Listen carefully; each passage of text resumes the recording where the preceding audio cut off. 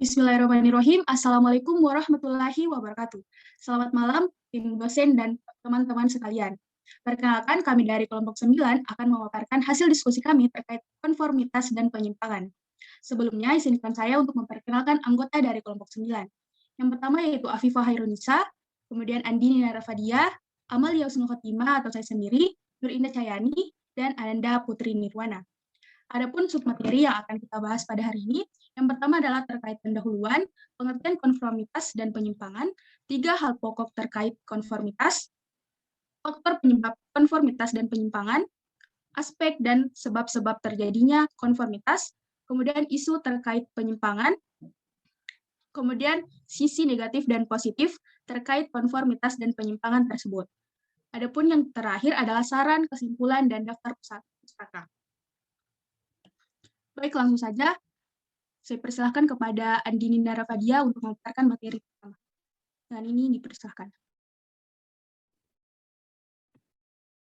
Baik, terima kasih atas kesempatan yang diberikan. Pada masa remaja awal yang dialami oleh anak pada usia 11 tahun ke atas, yang dimana pada masa ini anak telah memasuki tahap operasional formal. Individu remaja awal telah mampu mewujudkan suatu keseluruhan dalam pekerjaannya yang merupakan hasil dari berpikir logis. Aspek perasaan dan moralnya juga telah berkembang sehingga dapat mendukung penyelesaian tugas-tugas perkembangannya. Menurut Piaget, remaja melakukan interaksinya dengan lingkungannya sudah sangat luas, menjangkau banyak teman sebaya dan bahkan berusaha untuk dapat berinteraksi dengan orang dewasa. Oleh karena itu, remaja awal memiliki kecenderungan untuk menyesuaikan diri dengan teman sebayanya dan orang dewasa untuk mendapatkan penerimaan bahwasanya mereka bukan lagi anak kecil. Next. Lalu, menurut Winkel dan Hastuti, kebutuhan siswa selama rentang umur kurang lebih 12-15 tahun sangat dominan pada kebutuhan yang sifatnya psikologis, seperti mendapat kasih sayang, menerima pengakuan terhadap dorongan untuk semakin mandiri, memperoleh prestasi di berbagai bidang yang dihargai oleh orang dewasa dan teman sebayanya, mempunyai hubungan persahabatan dengan teman sebaya, merasa aman dengan perubahan kejasmaniannya sendiri, dan hal ini terjadi pada masa remaja. Masa remaja adalah suatu masa peralihan yang sering menimbulkan gejolak di dalam transisi perubahannya. Next. Selanjutnya adalah pengertian konformitas. Konformitas adalah suatu jenis pengaruh sosial ketika seseorang mengubah sikap dan tingkah laku mereka agar sesuai dengan norma sosial yang ada. Beberapa contoh dari konformitas adalah ketika menengok orang sakit, orang akan bawakan buah atau makanan lainnya. Lalu menurut Kurler dan Kisler, konformitas adalah perubahan perilaku yang ada pada kelompok sebagai akibat dari tekanan kelompok, baik yang nyata maupun diimajinasikan. Lalu menurut Baron dan Birney, konformitas adalah penyesuaian terhadap kelompok sosial karena ada tuntutan dari kelompok tersebut untuk menyesuaikan meskipun tuntutan itu tidak terbuka. Selanjutnya saya serahkan ke pemateri berikutnya.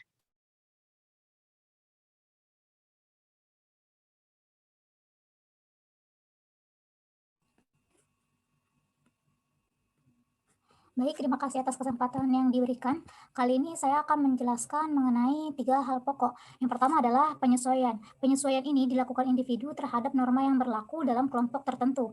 Kedua, perubahan. Perubahan yang terjadi sebagai hasil dari penyesuaian individu terhadap suatu norma kelompok tertentu. Perubahan meliputi keyakinan, sikap, maupun perilaku. Yang ketiga adalah tekanan kelompok. Tekanan kelompok ini sebagai penyebab individu melakukan penyesuaian.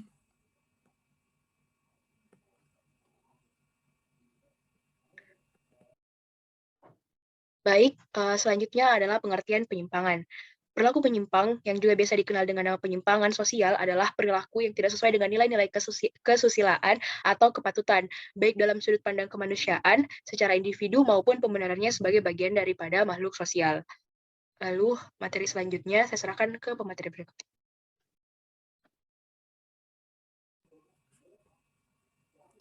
Baik, terima kasih. Saya akan menjelaskan mengenai faktor penyebab konformitas dan penyimpangan. Yang pertama, faktor penyebab konformitas adalah kohesivitas dan konformitas.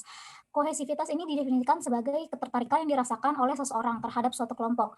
Ketika kohesivitas tinggi atau ketika seseorang suka dan mengagumi suatu kelompok tertentu, maka tekanan untuk melakukan konformitas akan bertambah besar. Sebaliknya, ketika kohesivitas rendah, tekanan terhadap konformitas juga rendah. Kemudian yang kedua adalah konformitas dan ukuran kelompok. Ash menemukan bahwa konformitas meningkat sejalan dengan bertambahnya jumlah anggota kelompok. Jadi tampak bahwa semakin besar kelompok tersebut, maka semakin besar pula kecenderungan seseorang untuk ikut serta, meskipun tingkah laku tersebut berbeda dari yang sebenarnya diinginkan. Kemudian yang ketiga adalah norma sosial deskriptif dan norma sosial injungtif. Norma deskriptif adalah norma yang hanya mendeskripsikan apa yang sebagian besar orang lakukan pada situasi tertentu. Norma-norma ini mempengaruhi tingkah laku dengan cara memberitahu seseorang mengenai apa yang umumnya dianggap efektif atau adaptif pada situasi tersebut. Sebaliknya, norma injungtif menetapkan tingkah laku apa yang diterima atau tidak diterima pada situasi tertentu. Kemudian, faktor penyebab penyimpangan. Yang pertama adalah faktor dari dalam, yakni inteligensi atau tingkat kecerdasan, usia, jenis kelamin, dan kedudukan seseorang dalam keluarga. Misalnya, seseorang yang tidak normal dan pertambahan usia. Kemudian yang kedua adalah faktor dari luar, yakni kehidupan rumah tangga atau keluarga, pendidikan di sekolah, pergaulan, dan media massa. Misalnya, seorang anak yang sering melihat orang tuanya bertengkar dapat melarikan diri pada obat-obatan atau narkoba. Pergaulan individu yang berhubungan teman-temannya, media massa, media cetak, dan media elektronik. Sekian, saya persilakan pemateri berikutnya.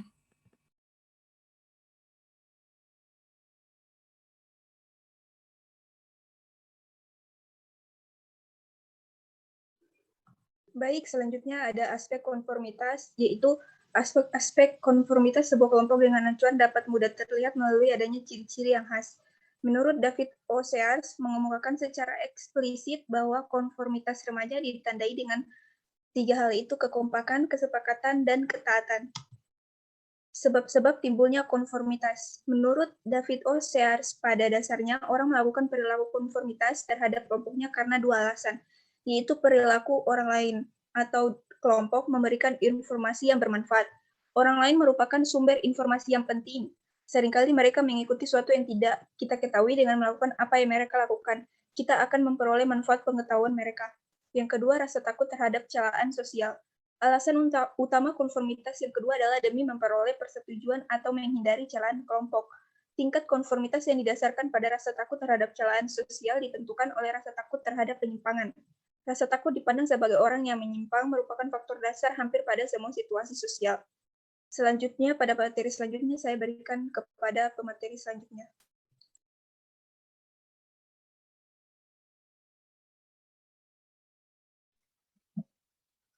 Ya baik, terima kasih atas kesempatan yang telah diberikan kepada saya. Selanjutnya terkait isu atau kasus. Dengan judul, Aksi Geng Motor Jepang di Depok, Psikolog, Adanya Konformitas. Dikutip dari laman tempo.co di Jakarta, puluhan anggota geng motor Jepang tertangkap kamera pengintai saat menjarah toko pakaian di Jalan Sentosa, Sukmajaya, Kota Depok pada Minggu dini hari. Sebagian anggota yang terlihat masih remaja dengan entengnya masuk ke dalam toko sambil menentang senjata tajam. Menurut psikolog Universitas Indonesia, yakni Profesor Enak Markom, tindakan mereka terjadi karena adanya konformitas di dalam kelompok.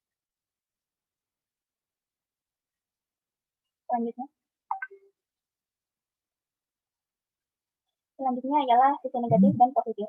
Konformitas memiliki sisi positif dan sisi negatif dalam penyesuaian yang terjadi di dalam lingkungan kelompok.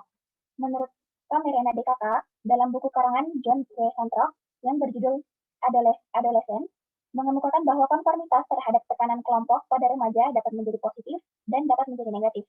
Remaja terlibat dengan tingkah laku sebagai konformitas yang negatif, yaitu dengan menggunakan bahasa yang asal-asalan, mencuri, mencoret-coret, dan mempermainkan orang tua dan guru. Namun, banyak konformitas pada remaja yang tidak negatif dan merupakan keinginan untuk terlibat dalam dunia teman sebaya.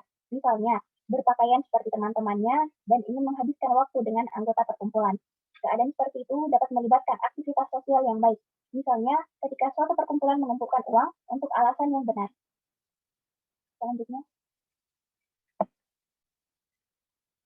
mengikuti organisasi atau ekstrakurikuler di sekolah karena banyak teman dan mayoritas di kelas yang mengikutinya adalah bentuk konformitas yang membawa siswa ke arah hal yang positif. Misalnya, ikut OSIS dalam kegiatan bakti sosial dan membagikan sembako kepada warga kurang mampu atau mengikuti ekstrakurikuler tari untuk mengasah bakat tari. Hal negatif pula dapat terjadi akibat dari mayoritas di kelas dan teman terdekat siswa. Misalnya, siswa bersama-sama tidak mengerjakan tugas dan membolos sekolah karena diajak teman. Selanjutnya saya serahkan kepada pemateri berikutnya. Baik, terima kasih. Adapun saran yang kami berikan terhadap penyimpangan atas konformitas, yang pertama adalah perlu adanya keikutsertaan orang tua atau teman-teman terdekat agar membawa dampak positif kepada sesama atau teman sebayanya. Kemudian yang kedua adalah perlu adanya kesadaran diri agar mampu menjauhi kebiasaan negatif pada lingkungan yang sekarang. Kemudian Yang terakhir adalah memberikan atau meningkatkan pemahaman mengenai lingkungan sosialnya untuk mengerti bahwa keadaan tersebut dapat berdampak untuk kedepannya, sehingga perlu untuk memilah dan memilih lingkungan yang positif. Next. Baik, selanjutnya adalah kesimpulan. Masyarakat akan berfungsi lebih baik ketika orang-orang tahu bagaimana berperilaku pada situasi tertentu, dan ketika mereka memiliki kesamaan sikap dan tata cara berperilaku yang akan membawa mereka kepada hal-hal positif bagi dirinya maupun terhadap orang lain. Sedangkan dari sisi negatif, konformitas dapat menghambat kreativitas berpikir kritis, mempengaruhi bahasa yang asal-asalan, mencuri, mencoret-coret, dan juga menghina orang tua atau guru. Adapun sumber yang kami masukkan ke dalam PPT tersebut. Baiklah, sekian dan terima kasih. Wabillahi taufiq wal hidayah. Wassalamualaikum warahmatullahi wabarakatuh.